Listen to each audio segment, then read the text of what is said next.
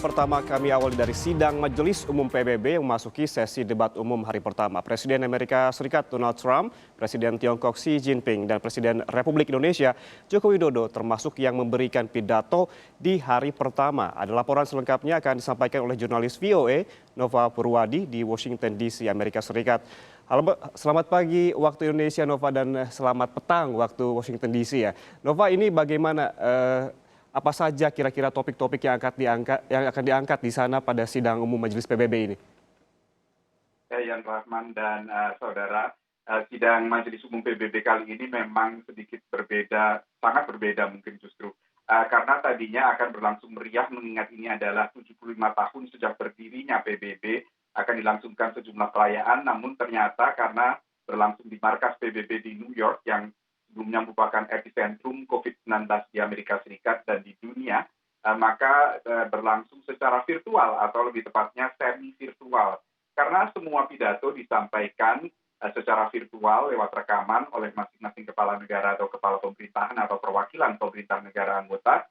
Lalu ada kehadiran satu anggota delegasi di markas PBB. Berbagai isu yang diangkat, salah satunya tentunya adalah soal pandemi COVID, lalu juga sejumlah isu lain yang masih mengganjal. Sekjen PBB Antonio Guterres sempat menyebutkan ancaman perang dingin baru antara Amerika Serikat dengan Tiongkok, tapi pada saat yang sama ia juga sedang berupaya untuk mencapai gencatan senjata global dalam perang-perang panas dalam tanda kutip yang masih terjadi di sejumlah daerah konflik aktif. Yan Rahman.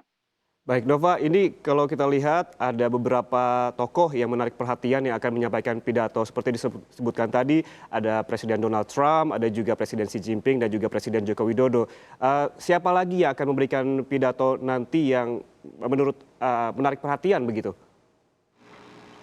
Tentunya perhatian banyak pihak tertuju kepada negara-negara yang biasanya berkonflik atau bersitegang dengan Amerika Serikat, termasuk diantaranya Iran juga sedang ditunggu-tunggu. Tadi pada hari pertama ini juga Presiden Brazil yang merupakan salah satu sosok kontroversial juga. Lalu Presiden Joko Widodo tentunya juga ditunggu-tunggu sebagian pihak karena ini penampilan perdana Presiden Joko Widodo dalam sidang Majelis Umum PBB. Seperti kita ketahui bersama, pada masa jabatan pertama Presiden Jokowi yang selalu mewakili atau memimpin delegasi Indonesia di sidang Majelis Umum dan memberikan pidato di sesi debat umum adalah Wakil Presiden saat itu Yusuf Kala. Sehingga Presiden Joko Widodo belum sekalipun hadir atau tampil dalam sidang Majelis Umum. Dalam sekitar 2 jam lagi Presiden Joko Widodo akan menyampaikan pidatonya. Dan ini tentunya ditunggu-tunggu oleh sejumlah negara sahabat Indonesia dan juga oleh diaspora Indonesia di Amerika Serikat yang dari dulu sudah menunggu-nunggu kapan Jokowi akan datang ke New York. Tentunya juga ditunggu-tunggu oleh para diplomat dan juga di Washington DC maupun di New York. Dan kini akhirnya Presiden Joko Widodo hadir dalam sidang Majelis Umum meski hadir secara virtual, Yan Rahman. Ya. Nova, di Indonesia ini selain nanti Presiden Joko Widodo yang juga akan memberikan pidato secara virtual, yang jadi perbincangan juga terkait dengan Presiden Rusia, ini Vladimir Putin, yang dikabarkan pada pidato nanti akan memamerkan Sputnik 5 ataupun di sana untuk pertama kalinya begitu. Apakah ini bisa dijadikan ajang unjuk gigi negara-negara terkait dengan penanganan COVID-19 di saat pandemi ini? Ini bisa dilakukan demikian karena tentunya ini adalah rekaman dan bisa diedit begitu ya, sehingga bisa ditampilkan apapun yang bisa mungkin mewakili aspirasi dari negara yang terkait. Dan memang ternyata akhirnya menjadi semacam dinamika menarik meskipun tidak ada respons atau reaksi langsung dari anggota delegasi lain, entah tepuk tangan atau ketawa atau marah atau walk out dan lain-lain. Tapi masih menjadi kesempatan untuk saling beradu argumen. Kita lihat tadi Presiden Donald Trump yang termasuk mendapat kesempatan untuk berpidato, ia mengkritik keras Tiongkok yang dianggapnya sebagai negara yang bertanggung jawab atas pandemi. Karena menurut Presiden Trump, Tiongkok membiarkan saja penerbangan ke luar negeri sehingga virus corona bisa menyebar ke negara-negara lain. Sementara Tiongkok pada saat yang sama menutup berbagai penerbangan dan perjalanan domestik dan memberlakukan PSBB yang melarang warganya untuk keluar rumah. Inilah yang disoroti oleh Presiden Donald Trump. Sementara Presiden Xi Jinping dalam pidato tak lama setelah itu juga menyatakan bahwa mari kita bersama-sama mengikuti apa yang dianjurkan oleh WHO, mari kita ikuti apa yang dianjurkan oleh para ilmuwan soal COVID ini, dan jangan dipolitisasi ataupun distigmatisasi masalah COVID ini. Itulah kemudian berbagai pertentangan ini yang kemudian memunculkan teguran mungkin secara proaktif, preventif dari Antonio Guterres, Sekjen PBB, agar tidak terjadi lagi perang dingin baru dalam hal ini antara Amerika Serikat dengan Tiongkok. Ya, meski secara virtual begitu debat berlangsung secara panas begitu, bisa Anda jelaskan Nova, sebetulnya apa sih kelebihan dan kekurangannya sidang yang berlangsung secara virtual ini dibandingkan dengan tatap muka langsung begitu? Ya, ternyata ada salah satu berkah dari debat umum yang berlangsung secara virtual, yaitu semakin banyak kepala pemerintahan dan kepala negara yang langsung mewakili delegasi atau negara mereka. Menurut catatan PBB ada sekitar 120 kepala negara dan 54 kepala pemerintahan yang menyampaikan langsung aspirasi dan tuntutan negara mereka dalam sesi debat umum. Pada sidang-sidang biasa yang dihadiri secara konvensional, biasanya jumlahnya hanya mencapai sekitar 70 atau 80 kepala negara dan kepala pemerintahan. Ini tentunya karena masing-masing pemimpin punya agenda domestik sendiri, punya kesibukan domestik sendiri, sehingga mereka tidak bisa selalu menghadiri. Biasanya diwakilkan ke wakil presiden seperti yang dilakukan Jokowi untuk Indonesia, atau juga diwakilkan ke Menlu dan pejabat-pejabat lain. Inilah yang menjadi salah satu berkah dari sidang majelis umum yang dilakukan secara virtual ini, semi virtual.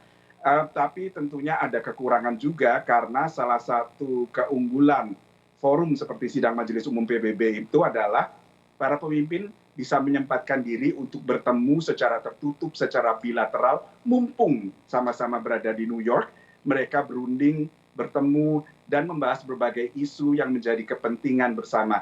Ini yang hilang, karena tentunya sulit sekali bagi misalnya Presiden Joko Widodo untuk mencari waktu yang tepat dengan Vladimir Putin misalnya, karena perbedaan waktu antara Moskow dengan Jakarta.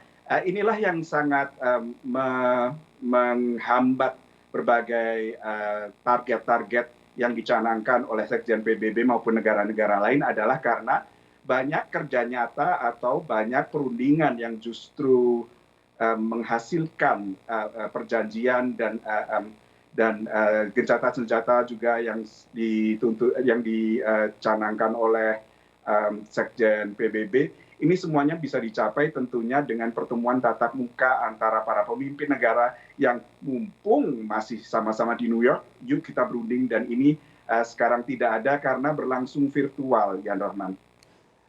Terakhir, Nova, ini juga yang dibicarakan di mana-mana di Indonesia ini agar lebih cair sidang Majelis Umum PBB ini tampaknya akan juga menghadirkan pesohor-pesohor dari dunia hiburan begitu. Seperti apa? Apakah ini juga akan terjadi? Yang saya dengar seperti bintang-bintang K-pop begitu akan juga diturut sertakan di sidang Majelis Umum secara virtual ini.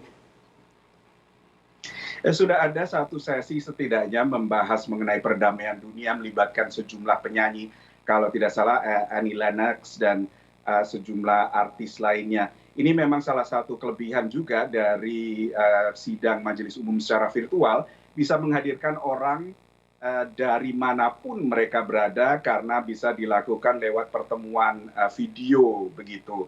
Dan memang peran para artis ini memang mereka memang selalu berperan dalam PBB. Angelina Jolie mungkin pemirsa, mungkin saudara mengenalnya sebagai aktris pemeran Maleficent yang baru keluar, 2 film Maleficent dari Walt Disney. Tapi ia juga adalah seorang duta besar khusus untuk UNHCR, yaitu Badan PBB Urusan Pengungsi. Jadi para selebritas ini memang berperan juga dalam PBB, dan dengan format virtual ini kelebihannya mereka bisa hadir secara langsung. Tapi juga kekurangannya mereka tidak bisa mumpung sama-sama berada di New York dengan pemimpin negara yang mungkin mereka punya concern atau perhatian, mereka tidak bisa meminta bertemu dengan pemimpin negara tersebut untuk membahas sebuah isu yang mungkin mengganjal bagi mereka atau penting bagi mereka, Yan Rahman. Baik, terima kasih jurnalis VOA Nova Purwadi atas laporan Anda langsung dari Washington DC terkait dengan jelang sidang Majelis Umum PBB yang akan berlangsung